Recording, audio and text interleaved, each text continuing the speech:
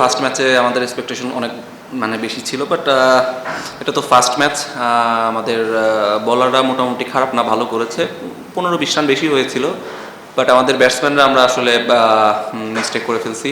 আর আমাদের top order থেকে যদি একটা বা দুইটা পার্টনারশিপ হতো তাহলে হয়তো খেলার সিনারিটা চেঞ্জ হয়ে যেত। But its first match, so এখানে থেকে আমাদের শেখার অনেক কিছু আছে।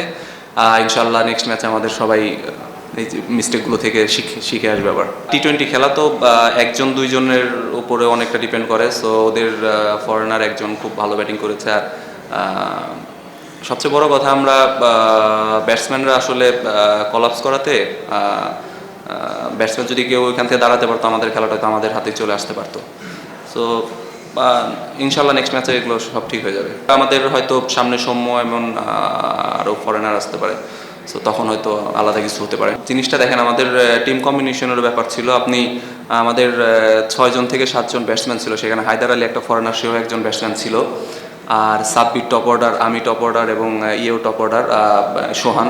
সো আমার মনে হয় টিম কম্বিনেশন ঠিক ছিল। বাট আমরা আসলে কেউ যদি আমরা পারফর্ম করে টপ অর্ডার থেকে কেউ রান করতো তাহলে হয়তো পুরো গেম সিনারিওটাই চেঞ্জ হয়ে যেত।